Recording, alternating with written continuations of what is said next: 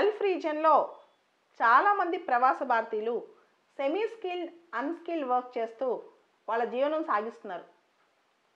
ఇండియాలో కేరళ లాంటి స్టేట్కి అయితే దాదాపు 25 లక్షల మంది గల్ఫ్ రీజియన్లో అక్కడ వాళ్ళు ఉంటూ వాళ్ళ రాష్ట్రానికి డబ్బులు పంపిస్తున్నారు. దీన్నే రెమిటెన్సెస్ అంటాం.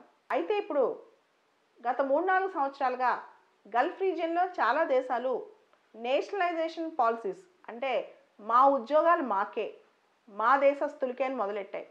సౌదీ అరేబియా కానీ యుఏఈ కానీ. అదే దిశగా ఇప్పుడు కువైట్ని చూస్తే కువైట్లో ఫారెన్ జనాభా అంటే విదేశీయులు దాదాపు 30 లక్షల మంది ఉన్నారు. దానిలో 14 లక్షల మంది భారతీయులే. ఈ భారతీయుల్లో కువైట్లో ఒక చట్టం తీసుకురాబోతున్నారు, డ్రాఫ్ట్ డిపెండెన్సీ లా. ఆ చట్టం ప్రకారం ఆ చట్టం కనుక పాస్ అయితే చాలామంది ఫారినర్స్ని కువైట్ నుంచి బయటికి పంపించేస్తారు.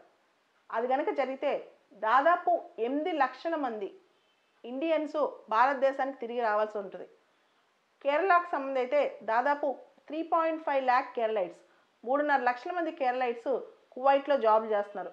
అందరికీ ఎఫెక్ట్ పడే అవకాశం ఉంది. మనం లాస్ట్ ఇయర్ కేవలం కేరళకు వచ్చిన రెమిటెన్సెస్, మొత్తం కేరళకి ఈ ప్రాంతం నుంచి వచ్చిన రెమిటెన్సెస్ చూస్తే $15.9 బిలియన్, $15.9 బిలియన్. కేరళ రెమిటెన్సెస్ ప్రవాస కేరళైట్స్ పంపించే డబ్బులు కేరళకు తగ్గిపోయే అవకాశం కూడా ఉంది. దాంతోపాటు వీళ్ళందరూ కేరళకు వచ్చేసి ఆ బడ్డను కూడా పెరిగే అవకాశం ఉంది. ఈ విషయాన్నింటినీ చాలా జాగ్రత్తగా పరిశీలిస్తున్నట్టు మన ఎక్స్టర్నల్ అఫైర్స్ మినిస్ట్రీ కూడా చెప్తుందన్నమాట. ఇదే దిశగా కేవలం కువైటే కాదు, ఆ చుట్టుపక్కల ఉన్న దేశాలన్నీ కూడా ఇదే దిశగా ప్రయత్నాలు సాగిస్తున్నాయి. ఫిబ్రవరి 2020లో కువైట్లో దాదాపు 1.5 లక్షల కంపెనీ వర్క్ పర్మిట్స్ కంపెనీలు క్యాన్సిల్ చేసేసాయి. గవర్నమెంట్ క్యాన్సిల్ చేయించేసింది. అంటే 1.5 లక్షల మందికి ఇచ్చే వర్క్ పర్మిట్స్ క్యాన్సిల్ అయిపోయినాయి.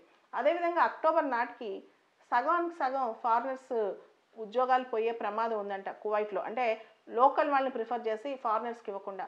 ఇలా చూస్తే కనుక మన తెలంగాణ నుంచి, తర్వాత కేరళ నుంచి, ఇలా రకరకాల రాష్ట్రాల నుంచి గల్ఫ్ రీజియన్కి వెళ్ళి పనిచేసే వాళ్ళకి మీద ఈ ప్రభావం పడుతుంది. కువైట్లో ఇది చాలా గట్టిగా చట్టం తీసుకొద్దాం అనుకుంటున్నారు. ఆల్రెడీ ఈ డ్రాఫ్ట్ కూడా తయారైపోయిందనమాట. సో ప్రవాస భారతీయులు దేశాన్ని ఇప్పుడు చూస్తే కరోనా వైరస్ తర్వాత అమెరికాలో ఉన్న, ఆస్ట్రేలియాలో ఉన్న, సింగపూర్లో ఉన్న అందరికీ వాళ్ళ దేశానికి వాళ్ళ ఊరికి రావాలని ఆలోచన ఉంది. అదే డెమోగ్రఫిక్ డివిడెండ్ ఇదంతా వాడుకుని భారతదేశాన్ని సుసంపన్నంగా చేసుకుని మన వాళ్ళని మన దగ్గర పెట్టుకుని మన మేధో సంపత్తితో మనమే ఇక్కడ పనిచేసుకుంటే సరిపోదా అని ఆలోచించాల్సిన టైం వచ్చేసింది. బ్రెయిన్ డ్రైన్ అనే కాన్సెప్ట్ అవుతుంది ఇంగ్లీష్లో. అంటే మేధో వలస అని. ఆ మేధో వలసని మన సెమీ స్కిల్ లేబర్ దగ్గర నుంచి, మన కంప్యూటర్ సాఫ్ట్వేర్ టెక్నాలజీ దగ్గర నుంచి ప్రతి ఒక్కరిని మన దేశంలో ఎంతో కొంత సపోర్ట్ చేస్తే బెటర్గా ఉంటుందేమో. ఇలా గల్ఫ్ రీజియన్స్లో మన వాళ్ళు పడే ఇబ్బందులు, ఆల్రెడీ మన వాళ్ళకి చాలా ఇబ్బందులు ఉన్నాయి. ఉదాహరణకి సౌదీ అరేబియాలో ఒక సిస్టమ్ ఉంది, కఫ్లా సిస్టమ్ అని. అంటే అక్కడ ఎవరైనా ఎంప్లాయీని బాగా చూసుకోవాలి. ఆ బాగా చూసుకునే నెపంతో ఈ వీసా డాక్యుమెంట్స్, వర్క్ పర్మిట్స్ ఇవన్నీ అక్కడ ఎంప్లాయర్ తన దగ్గర పెట్టుకుని ఎంప్లాయీని హింసలు పెడతాడనమాట. ఇవన్నీ చూసి మన వాళ్ళు ఉద్యోగాలు పోయి అక్కడ కష్టాలు పడే కంటే ఇండియాలో మనం కనుక మంచి అట్మాస్ఫియర్ క్రియేట్ చేసి వీళ్ళందరికీ ఎంతో కొంత ఉపాధి కల్పిస్తే బాగుంటుంది. వందే భారత్ మిషన్ కింద ఉద్యోగాలు కోల్పోయిన వాళ్ళు చాలామంది ఇప్పుడు ఇండియాకి వస్తున్నారు. దీని దిశగా భారతదేశం కూడా వీళ్ళందరికీ కొత్త అవకాశాలు కల్పిస్తే బాగుంటుందని ఆశిద్దాం.